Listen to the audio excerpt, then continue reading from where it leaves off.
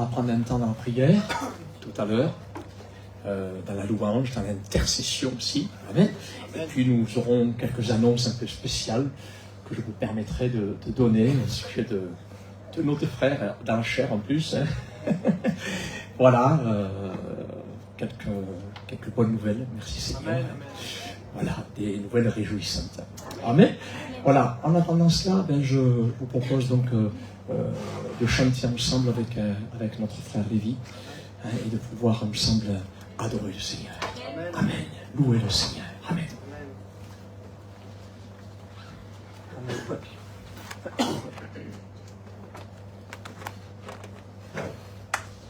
Michel, tu me fais... C'est dans le fichier, c'est ça? Voilà, combien Dieu est grand. Parfait, merci.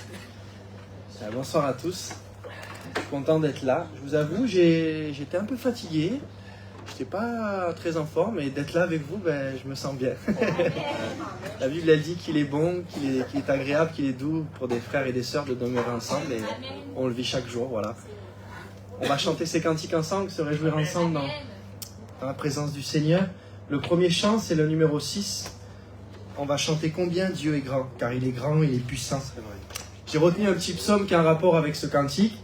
L'Éternel est grand, c'est dans le psaume 145, verset 3. L'Éternel est grand et très digne de louange, et sa grandeur est insondable, très digne de louange. Alors on va lui montrer qu'il en est digne ce soir. Amen. Alors on chante ce cantique ensemble, mes frères et sœurs. Amen. Merci Jésus.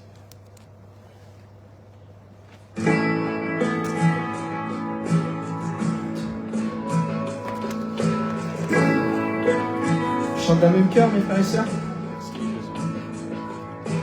Vois dans sa bonté,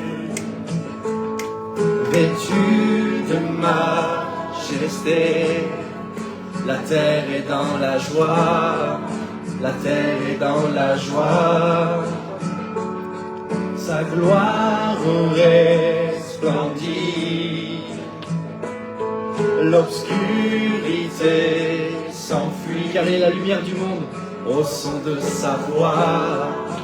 Au son de sa voix, chantons ensemble combien Dieu est grand. Chantons-le combien Dieu est grand.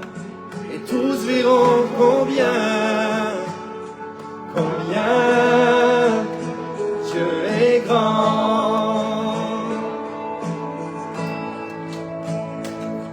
Car d'âge en âge il vit, le temps lui est soumis, commencement et fin, commencement et fin, céleste divinité, Dieu d'éternité, il est l'agneau divin. Il est l'agneau divin, et combien Dieu est grand. Chantons-le combien Dieu est grand, et tous verront combien Dieu est grand.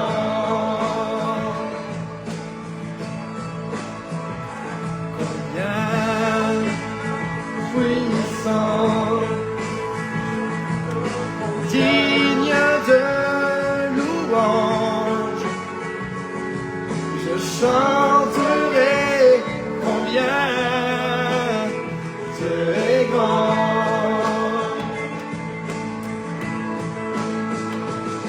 Son nom est tout puissant, digne de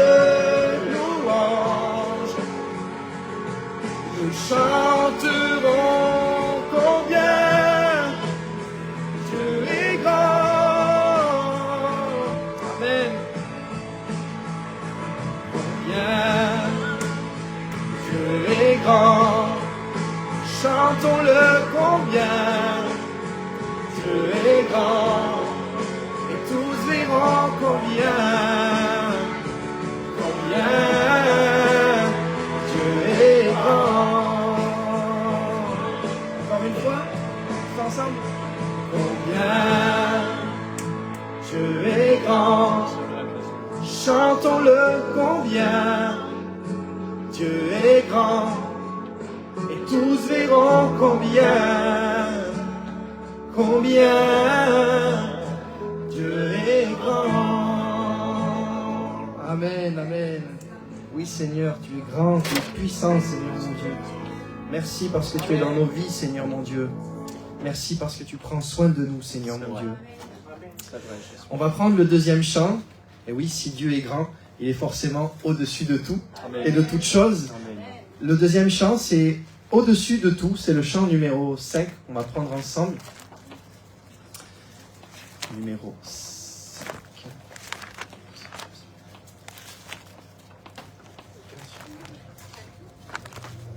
Je ne le vois pas là dans ce catalogue. Là, il est là. Voilà. Numéro 5. Alors j'ai retenu un petit verset aussi qui a un rapport avec ce cantique. C'est dans Éphésiens 1, 21. Il est écrit « Au-dessus de toute domination, toute autorité, de toute puissance, de toute dignité et de tout nom qui se peut nommer, non seulement dans les siècles présents, mais aussi dans les siècles à venir. » Amen. Que son nom soit loué. On prend ce cantique ensemble, mes frères et sœurs. Au-dessus de tout. Le numéro 5, oui. Amen, Seigneur. On chante ces paroles et on les réalise ensemble, mes frères et sœurs. Que Dieu est au-dessus de toutes choses. Au-dessus des puissances, au-dessus des rois, au-dessus de la nature et de la création, au-dessus de tous les plans des hommes sages. Bien avant le monde, tu existais. Dieu était là à la création. Jésus aussi. Au-dessus des royaumes, au-dessus des trônes, au-dessus des merveilles que ce monde a connues, car il a tout créé. Par-dessus tous les trésors de la terre, rien ne peut mesurer ta valeur, car il a été pour nous crucifié, seul et abandonné. Tu as souffert, méprisé, rejeté, telle une rose foulée par nos pieds. Tu m'as sauvé, tu m'as aimé, par-dessus tout. Il nous aime par-dessus tout, vous vous rendez compte? Crucifié et seul abandonné, tu as souffert, méprisé, rejeté, telle une rose foulée sous nos pieds. Tu m'as sauvé, je veux te sauver à toi aussi ce soir. Tu m'as aimé, car Dieu t'aime par-dessus tout. Il donne son Fils pour cela. Il a donné son Fils parce qu'il nous aime par-dessus tout. Amen, Jésus. Amen, Seigneur. Amen, mon Dieu. Merci pour ton Fils que tu as donné à la croix pour nous, Seigneur, mon Dieu. Merci pour son amour, Seigneur. Merci. À toi la gloire, Jésus. Amen. Alors, on va prendre ce troisième cantique ensemble. Je l'ai préparé là. Alors, il n'est pas sur les catalogues, celui-ci, mais bon, on le connaît. La plupart de nous connaissent ce cantique. Alors, c'est ce cantique qui s'appelle « Ébloui ». C'est un cantique de Dan Luten. Hop. C'est ce que nos cœurs veulent dire ce soir au Seigneur encore. Amen, Jésus. Et on peut le trouver dans le secret de notre chambre, comme le cantique de Michel. Je viens vers toi, dans le secret, en ta présence. Ah, il a coupé, pardon. On reprend, c'est pas grave. Je viens vers toi, dans le secret. En ta présence, je veux rester. Tu seras toujours là.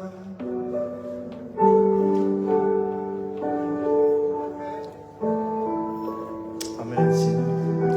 Tu seras, on reprend, toujours là. Oui, tu seras toujours auprès de nous, Seigneur.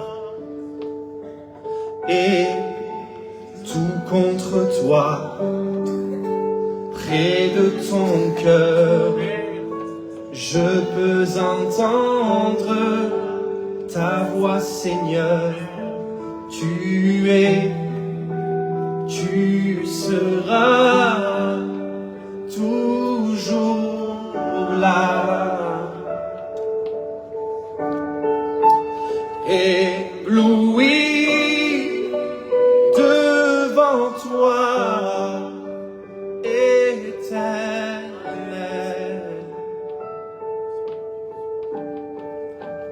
ébahi par l'amour de ton ciel.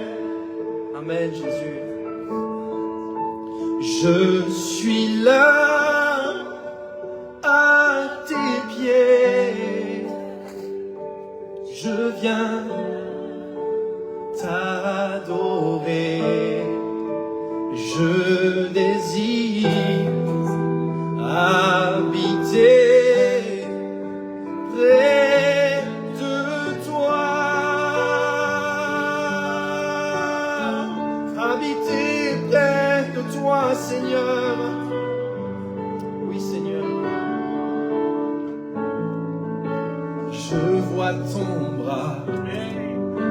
Je sens ta main. Tu me protèges et tu me soutiens. Tu es malgré les problèmes et tu seras toujours là. Merci Seigneur pour cette belle promesse. Ébloui devant toi,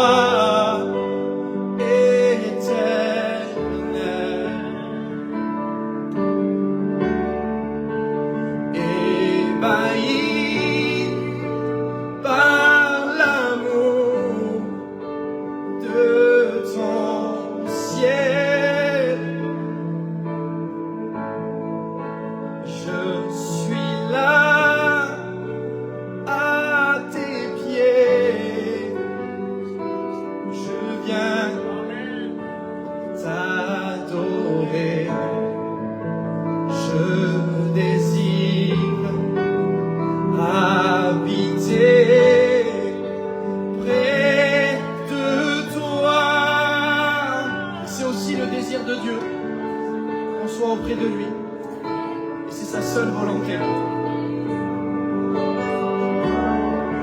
Habiter près de toi. Amen, Seigneur. Amen, Jésus. Amen, Seigneur. À toi la gloire, mon Dieu. Oui, Seigneur, nous voulons habiter près de toi. Amen, Seigneur. On passe par les offrandes. Diego, tu t'en occupes, mon frère? On va passer par les offrandes. Et puis je vais vous chanter ce cantique. Alors c'est ce cantique-là. Oui. C'est le premier cantique que j'avais chanté quand j'étais venu vous voir la première fois. Et j'avais à cœur de le rechanter ce soir. Amen. Ce cantique qui s'appelle « Tu es ma source ».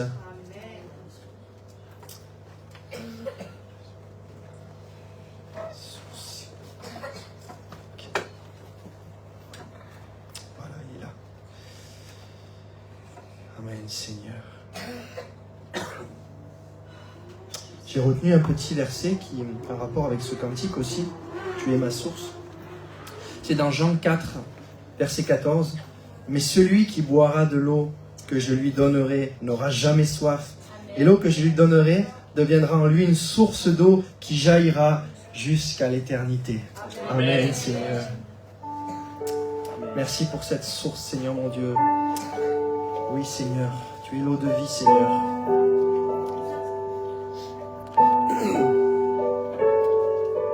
Amen, Jésus. Pour ceux qui le connaissent, vous pouvez chanter avec moi.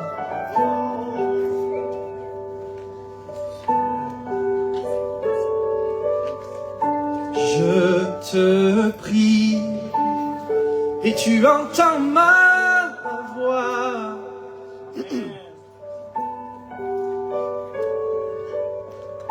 Je fléchis les genoux devant toi. J'ai besoin que tu traces un nouveau chemin.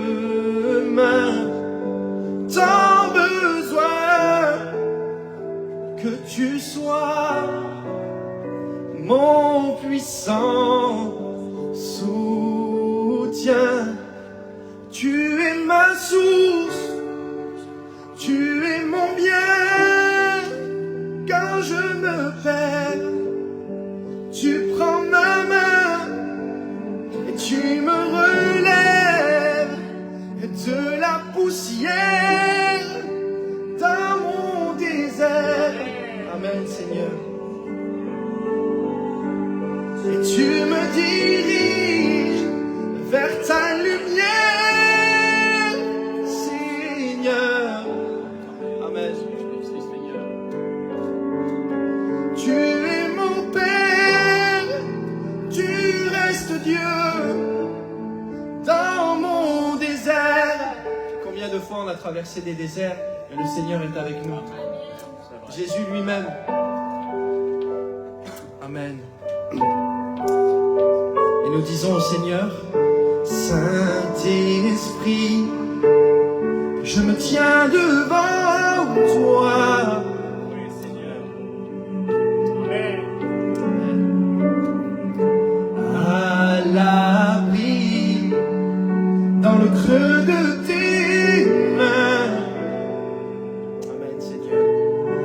J'ai besoin de ton feu qui me purifie. Tant besoin de ta vie.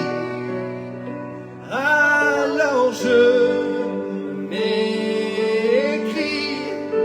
Tu es ma source, tu es mon bien. Quand je me perds, tu prends ma main et tu me relèves de la poussière dans mon désert. Amen, Jésus. Et tu me diriges vers ta lumière, Seigneur. Amen, Seigneur. Tu es mon Père, tu restes Dieu dans mon désert. Amen, Seigneur. Quand rien ne nous séparera de l'amour de Dieu, rien ne me séparera de ton amour. Amen, Seigneur. Alpha, Oméga, tu régneras toujours. Amen. Non, rien ne me séparera de ton amour. Alpha, Oméga, tu régneras toujours. C'est pour cela, Seigneur, que nous reconnaissons que tu es ma source, tu es mon bien.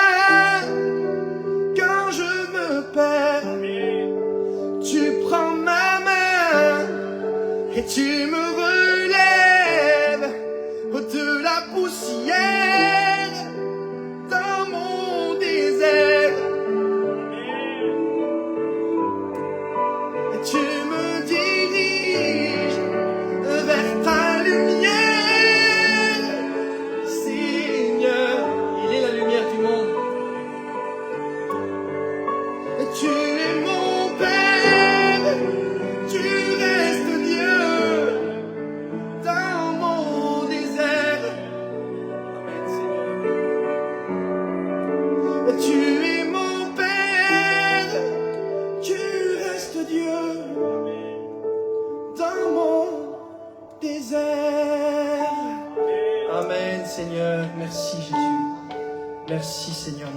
que même dans le désert, Seigneur, tu nous tiens par la main, Seigneur mon Dieu.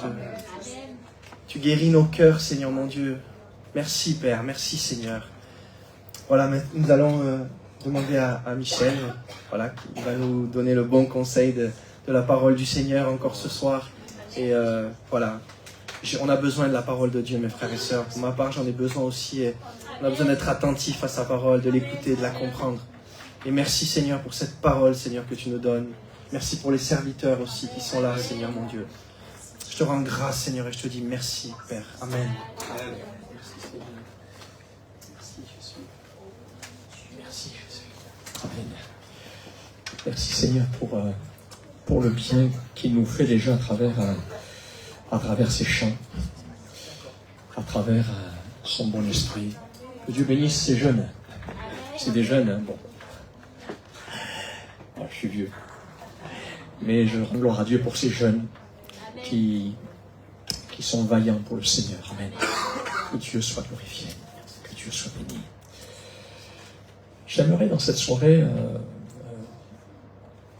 nous parler d'un thème qui est que nous vivons chacun d'entre nous. Hein.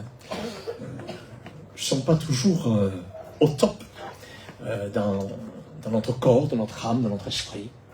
Et j'ai intitulé cet humble sermon, cette humble prédication, fatigué, mais poursuivant toujours. Fatigué, mais poursuivant toujours. Et pour cela, j'aimerais lire pour vous ou avec vous 3 lectures. La première, nous la trouvons dans le livre des Juges. Voilà, je vois que c'est sur une note. Juges, chapitre 8, verset 4. Nous lisons ceci. Gédéon arriva au Jourdain et il le passa. Et il le passa. Et ce qui compte pour toi, qui est peut-être dans une épreuve, ce qui compte, c'est que tu la passes. Amen. C'est que tu la passes. Amen. Amen. Avec victoire. Fatigué, démoralisé, hein, Samuel. Mais il faut que tu passes le Jourdain. Il faut que tu passes cette épreuve. Amen. Gédéon arriva au Jourdain et il le passa. Lui, pas tout seul en plus, hein, lui et 300 hommes qui étaient avec lui. Amen. Gloire à Dieu. Merci Seigneur. Fatigué, le texte dira, mais poursuivant toujours. Amen. La deuxième lecture que je vous propose, nous la trouvons dans l'évangile selon Matthieu, chapitre 11, verset 28, un texte que nous connaissons par cœur, mais qui est toujours d'actualité et qui me fait toujours de bien à moi qui le connais par cœur, et vous aussi. Un texte qui dira ceci, c'est Jésus qui dira ceci, venez à moi. Amen. Vous vous rappelez lorsque vous êtes venu à Jésus? Et puis je reviens à lui tous les jours.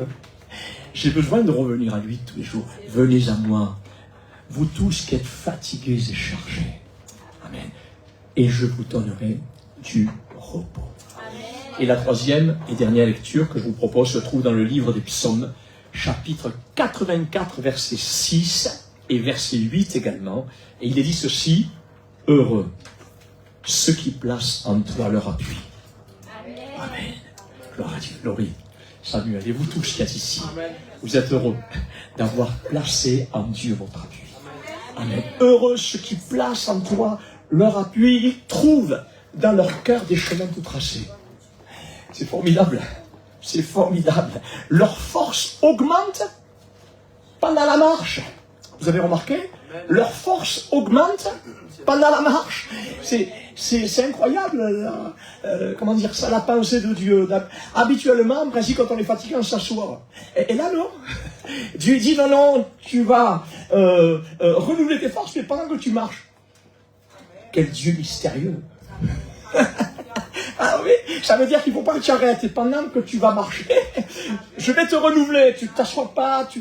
Vous vous rappelez d'Élie, hein? Il a voulu s'asseoir. Il s'est assis dans son découragement et il a demandé la mort. C'était terrible. Heureusement que Dieu n'a pas écouté sa prière. Un ange est venu, il a secoué, il a dit allez, il te reste encore du chemin, il y a encore des choses pour toi. Relève-toi. Amen. Donc leur force augmente pendant la marche. Amen. Voilà ici donc 3 lectures dans lesquelles à elles seules nous y trouvons un puissant encouragement. Moi, pour moi, ça m'encourage cela.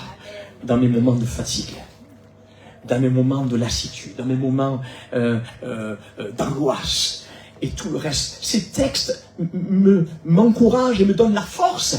Frères et sœurs, nous sommes de plus en plus conscients, vous comme moi, et pour vous également qui nous suivez par le moyen de Facebook, nous sommes de plus en plus conscients que la vie chrétienne n'est pas une vie de tout repos.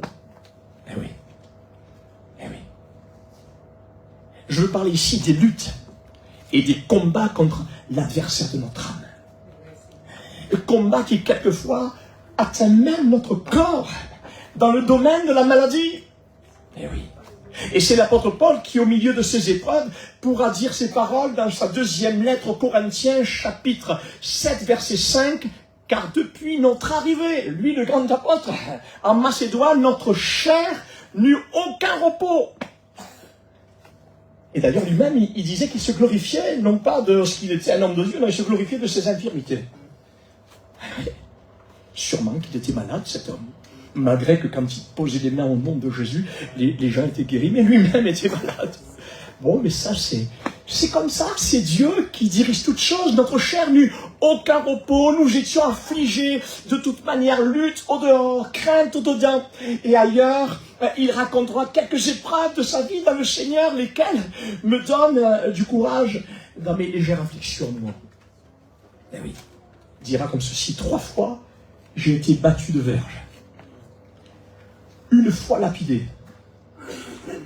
3 fois en naufrage. En péril de la part des brigands. Il en a connu. En péril de la part de ma nation. En péril parmi les faux frères. Et oui, ça existe aussi. Il y a les vrais frères et puis il y a les faux frères. Et oui.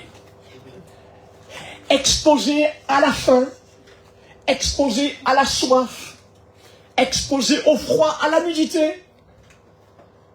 Sans compter, dira-t-il, les soucis que me donnent les églises. Mais dans tout cela, il pourra rendre témoignage au jeune Timothée en disant ces paroles pour toi, Timothée. Et cet encouragement est pour chacun d'entre nous dans cette soirée. Amen. Pour toi, Timothée, tu as suivi de près mon enseignement. Amen.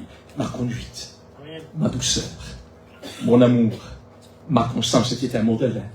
C'était un pasteur modèle, ça. Eh oui. Gloire à Dieu. On dit souvent que les chrétiens doivent être des modèles, mais les pasteurs, il faut qu'ils soient les premiers des modèles. Amen. Gloire à Dieu. Tu as suivi de près ma conduite, ma douceur, mon amour, ma constance, mes persécutions, mes souffrances. À quelle souffrance n'ai-je pas été exposé? Quelle persécution n'ai-je pas supporté? Et le Seigneur. Amen. Gloire à Dieu. Écoutez bien ça. C'est une parole pour nous dans cette soirée. Pour chacun d'entre nous. Et le Seigneur m'a délivré de toutes. Gloire à Dieu. Et je crois que par la foi, notre Jade va sortir de là-bas. Amen. Parce que le Seigneur est capable de la délivrer. Amen. Que Dieu soit glorifié. Il est vrai que tous ceux qui veulent vivre pieusement Jésus-Christ seront persécutés. Vous connaissez ce verset sûrement par cœur.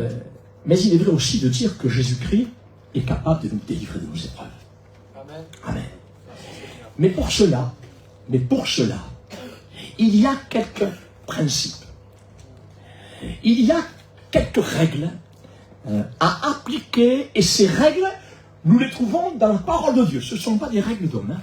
Pas du tout. Moi, les règles d'hommes, j'en ai qu'à faire. Non. Les règles de Dieu, c'est différent parce qu'elles sont saintes, elles sont pures, elles sont vraies, elles sont sans faille. Amen. Et c'est l'apôtre Paul qui dira comme ceci au jeune Timothée, dans sa deuxième lettre, au chapitre 2, verset 4. Il n'est pas de soldat, il nous compare à des soldats maintenant. Amen. Il n'est pas de soldat qui s'embarrasse des affaires de la vie s'il veut plaire à celui qu'il a enrôlé, en parlant de Jésus-Christ. Et l'athlète, il nous compare à des athlètes maintenant. Oh, je ne suis pas trop athlète. Je ne fais pas trop de sport. Mais nous sommes des athlètes dans le Seigneur. Des athlètes spirituels. Amen. Et l'athlète, amen, n'est pas couronné s'il n'a pas combattu suivant les règles. Amen. Alors il est vrai comme nous l'avons dit tout à l'heure, notre combat n'est pas un combat charnel, et nous le savons pour la plupart d'entre nous, mais il est spirituel. Il est spirituel. Et il est contre le diable et ses démons. Mais ce combat, il nous faut le mener suivant les règles de la parole de Dieu. Et voyez-vous, si nous voulons que nos forces soient renouvelées pendant la marche, au milieu de nos fatigues, si nous voulons, comme Gédéon, poursuivre le chemin que Dieu nous a tracé malgré les différentes fatigues de cette vie, et il y en a, hein, il nous faut pour cela marcher selon les règles que Dieu nous a laissées par le moyen de sa parole. Amen. Et c'est pour ça que Paul, inspiré par le Saint-Esprit, dira ceci à ce jeune Timothée: il n'est pas de soldat qui s'embarrasse des affaires de la vie, s'il veut plaire celui qui l'a enrôlé, et l'athlète n'est pas couronné s'il n'a pas combattu suivant les règles. Alors, qu'est-ce qu'une règle? Qu'est-ce qu'une règle? C'est quoi une règle? Une règle, c'est une ligne de conduite. Voilà. Selon le dictionnaire, une règle, c'est une ligne de conduite.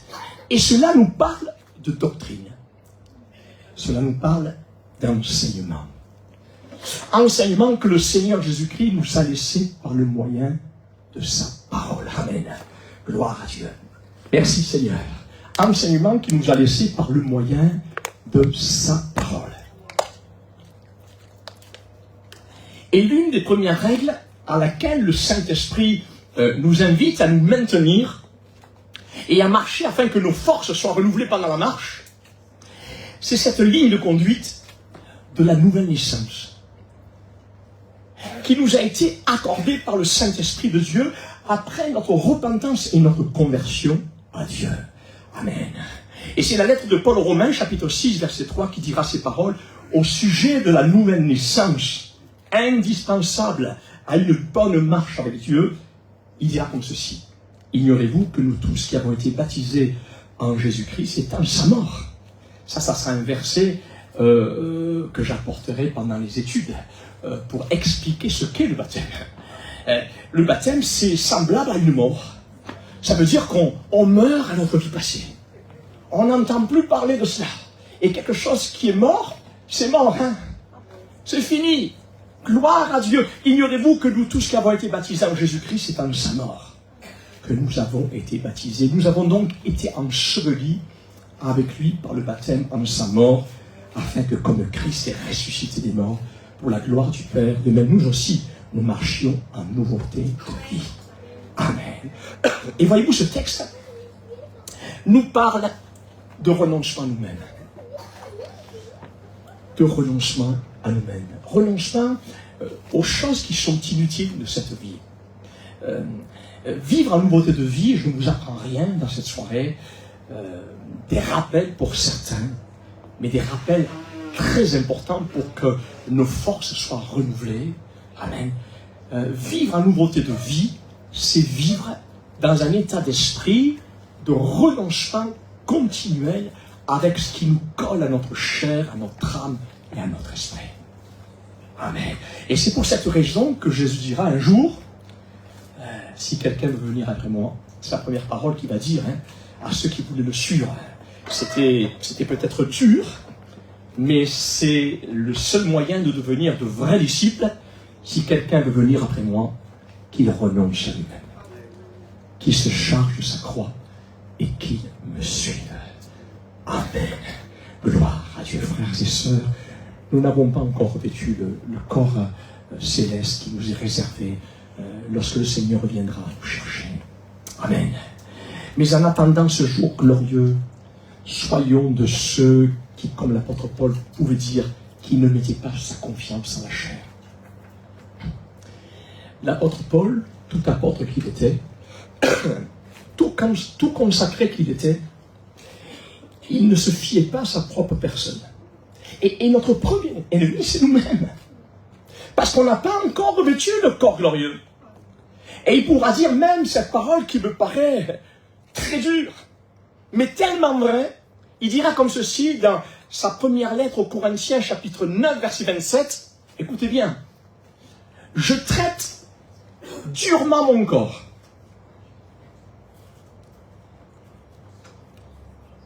Et je le tiens assujetti. C'est des paroles qui choqueraient les gens aujourd'hui. Oui. Mais c'est ça le vrai disciple. Je traite durement mon corps et je le tiens assujetti. Pourquoi? De peur d'être moi-même désapprouvé après avoir prêché aux autres.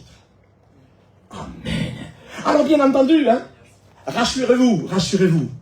La vie avec le Seigneur, c'est pas, comment dire ça, ça ne veut pas dire qu'on vit dans un monastère cloîtré, comme des mystiques, Pas du tout.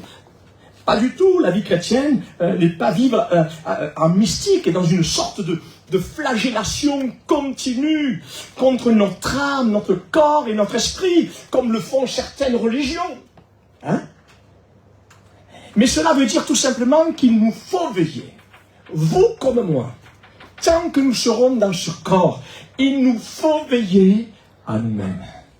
En rejetant tout fardeau et le péché qui nous enveloppe si facilement de différentes manières. Amen. Gloire à Dieu. Et c'est ce que nous avons lu tout à l'heure au sujet du bon soldat de Jésus-Christ, lequel ne s'embarrasse pas des choses inutiles de cette vie s'il veut plaire à celui qui l'a enrôlé dans son armée. Voyez-vous, marcher en nouveauté de vie, c'est se débarrasser de tout ce qui pourrait alourdir notre marche. Amen. Vous avez remarqué, quand vous marchez, si vous avez un sac à dos avec des pierres dans le sac à dos qui pèsent je ne sais pas combien, vous ne faites pas un grand parcours.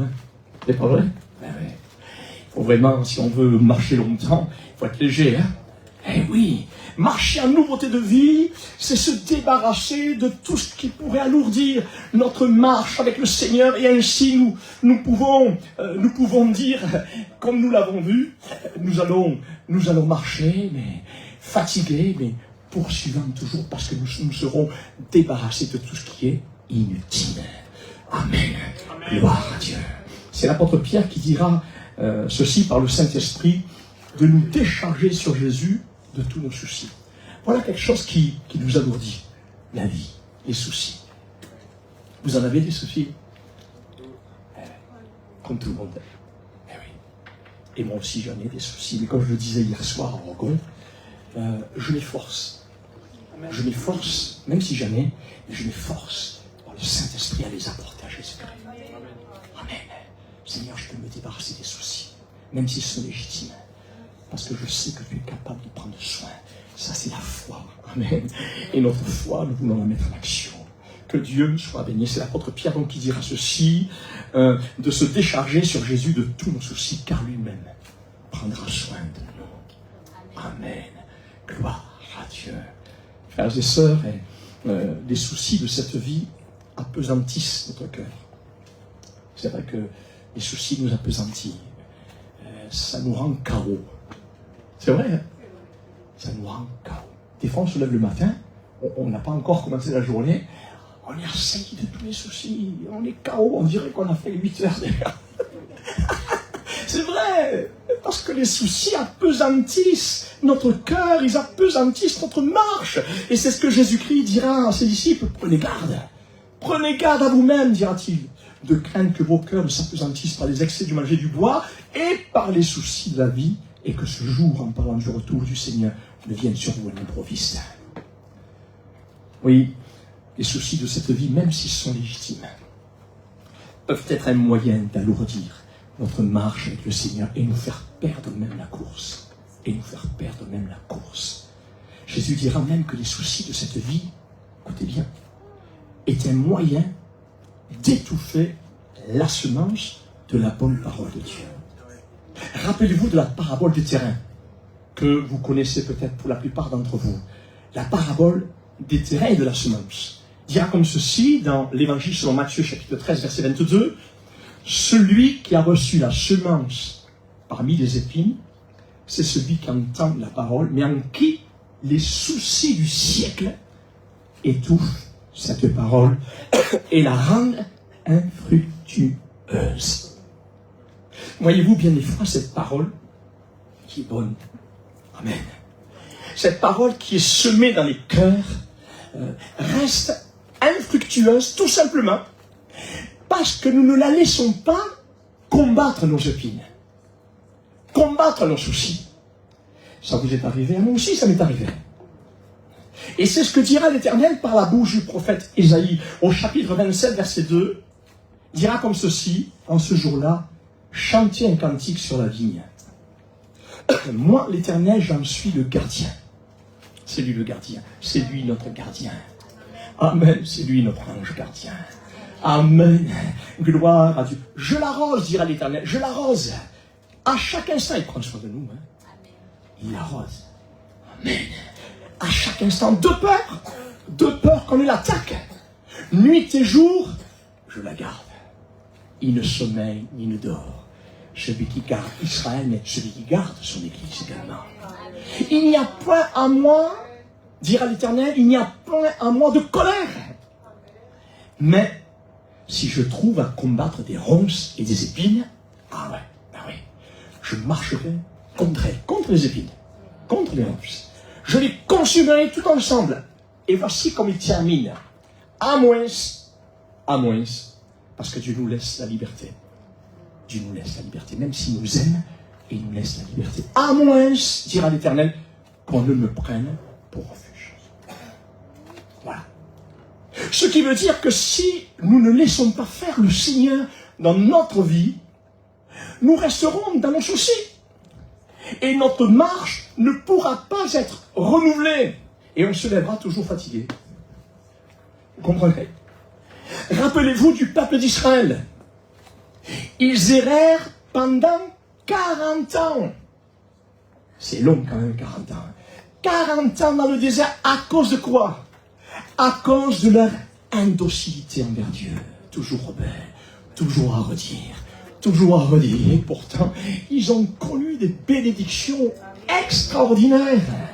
Mais ils restèrent pendant 40 ans dans le désert à cause de leur indocilité envers Dieu. Et seuls Josué et Caleb et la nouvelle génération entrèrent à cause de leur docilité. Amen. Et c'est à cause de cela que bien des fois, Dieu retarde certaines choses qu'il a en réserve pour nous. Eh oui.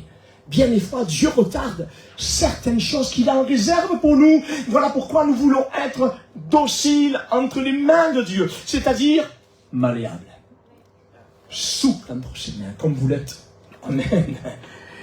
Amen. Obéissant. Soumis à toute sa volonté. Gloire à Dieu. Gloire à Dieu. Je rends gloire à Dieu. Je rends gloire à Dieu pour ceux qui passent par des épreuves difficiles. Et nous avons prié beaucoup tout à l'heure. Mais qui restent malléables entre les mains de Dieu. Qui restent souples entre les mains de Dieu. Obéissants. Ils ne se rebellent pas contre la parole de Dieu. Amen. Gloire à Dieu. C'est pour cela. C'est pour ça que lorsque nous sommes avec une telle attitude de cœur, il nous fera entrer dans le beau pays de Canaan. Où coule le lait de miel de la bénédiction de Dieu pour notre vie. Oui, heureux ceux qui placent en toi leur appui. Disait notre texte, leur force augmente pendant la marche. Et j'aimerais terminer par un dernier texte qui se trouve dans le livre de la Genèse, au chapitre 17, verset 1, et qui dira ceci concernant la marche d'Abraham. La marche d'Abraham avec Dieu. Écoutez bien ce qui est dit. Moi, ça m'encourage. Lorsqu'Abraham fut âgé de 99 ans, c'est pas mal, hein? C'est pas mal. Lorsqu'Abraham fut âgé de 99 ans, l'Éternel apparut à Abraham et lui dit, je suis le Dieu Tout-Puissant, marche devant ma face et sois intègre. Amen. Gloire à Dieu. En effet, si nous voulons que nos forces soient renouvelées pendant la marche, il nous faut marcher avec Dieu. C'est sûr. Ça, c'est le béaba. Hein. Si vous voulez être renouvelé dans la marche avec Dieu, ben, il vous faut marcher avec Dieu. Retenez bien cela. Il vous faut marcher avec Dieu. Voyez-vous, il y a une grande différence. Écoutez bien. Il y a une grande différence, par exemple, entre connaître la Bible et connaître le Dieu de la Bible. C'est différent. Comme il y a aussi une différence entre travailler pour Dieu et travailler avec Dieu. Vous comprenez? Et c'est ce que nous entendons dans ce vaste monde religieux et même les scientifiques, où beaucoup se vantent de connaître la Bible, mais la plupart d'entre eux ne connaissent pas véritablement le Dieu de la Bible. Comme beaucoup également se vantent de travailler pour Dieu, mais là aussi, nombreux sont ceux qui ne travaillent pas avec Dieu. Nous voulons être de ceux qui travaillons avec Dieu. Non pas pour Dieu, mais avec Dieu. Amen. Et voilà pour quelle raison, pour nous, comme Abraham, nous voulons marcher avec Dieu, à la lumière de sa face, car c'est avec Dieu, comme nous le rappellera ce merveilleux psaume 108, verset 14, c'est avec Dieu que nous ferons des exploits et qu'il écrasera nos ennemis. C'est-à-dire qu'il nous donnera la victoire dans toutes les situations désagréables de cette vie. Alors donc, dans cette soirée, soyons de ceux qui marchons avec Dieu. Amen. Soyons de ceux qui faisons confiance au Seigneur. Fatigués, certes, bien des fois fatigués, mais poursuivons toujours. C'est lui qui renouvellera nos forces pendant la marche. Gloire à Dieu. Et j'aimerais que nos deux frères puissent terminer par un chant. Voilà, qu'ils puissent chanter un dernier chant, et après quoi, nous louerons le Seigneur quelques instants.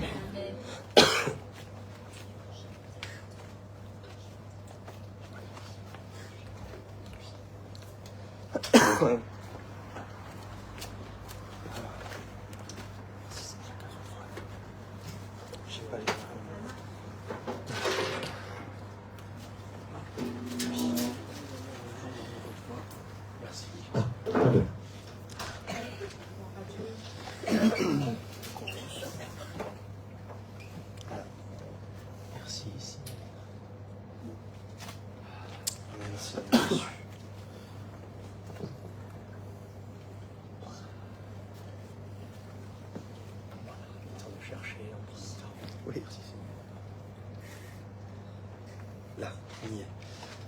Alors, ce cantique-là, normalement, il est en français, mais il avait été traduit en italien. Et il y a mon frère qui l'a retraduit en espagnol. Du coup, il y a une partie en français et une partie en espagnol du même cantique. Ce cantique, il s'intitule « Lève les yeux au ciel et tu verras le surnaturel ». Amen. C'est vrai. Amen. Amen, Jésus.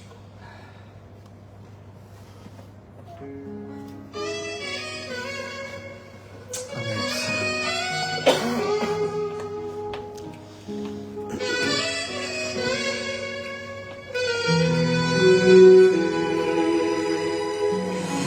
Si tout est difficile et que ton cœur souffre, Dieu t'a fait une promesse, tu ne failliras pas. Si l'épreuve est tellement grande qu'elle te fait perdre la foi, Jésus entre en guerre, il combat pour toi. Lève les yeux au ciel, tu verras le surnaturel. Car la promesse de Dieu est de vaincre le mal. Lève les yeux au ciel, tu verras le surnaturel. Car la promesse de Dieu est de vaincre le mal. Tu tomberas pas, car Dieu a dit je serai avec toi. Si tu te confies en lui, tu ne tomberas pas, tu ne faibliras pas. Tu auras la foi du Père Abraham, tu ne tomberas pas. Car Dieu a dit je serai avec toi. Si tu te confies en lui, tu ne tomberas pas, tu ne faibliras pas. Tu auras la foi du Père Abraham.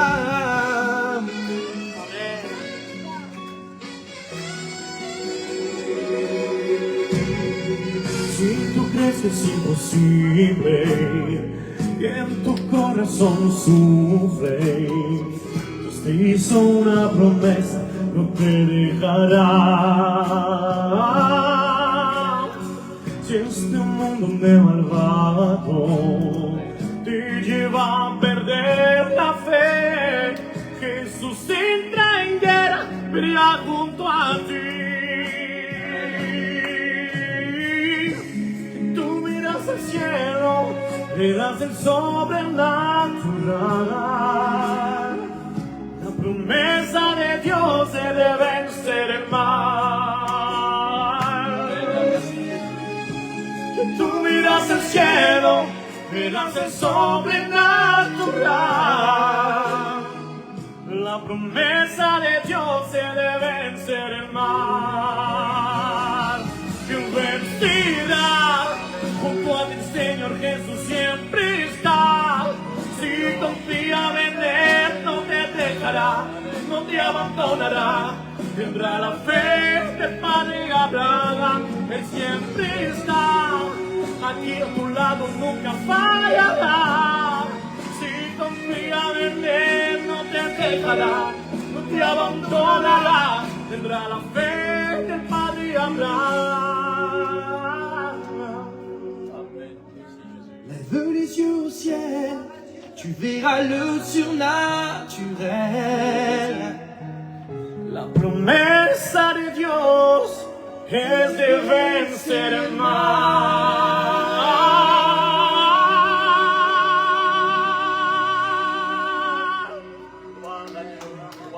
À toi la gloire, Seigneur. Oui, c'est la promesse pour ta vie ce soir encore. Merci Jésus. Amen. Merci Seigneur. Gloire à Dieu, louons le Seigneur. Amen. Amen, amen. Gloire à Dieu, Seigneur, merci. Merci pour ces promesses que tu nous as faites. Elles sont oui, amen, Seigneur. Merci parce que nous sommes heureux d'être tes enfants. Merci, Seigneur, parce que tu nous as tout donné en Jésus-Christ. Nous savons, Seigneur, que nous ne manquerons de rien, même s'il y a des moments difficiles, même s'il y a des moments de fatigue. Seigneur, tu es celui qui nous relèvera.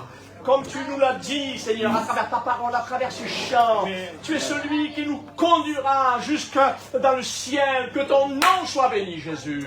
Gloire à Dieu. Louez le Seigneur, amen. Louez le Seigneur courtement, mais faites-le. Que chacun de nous puisse louer le Seigneur, amen. Merci, Seigneur. Merci, Jésus.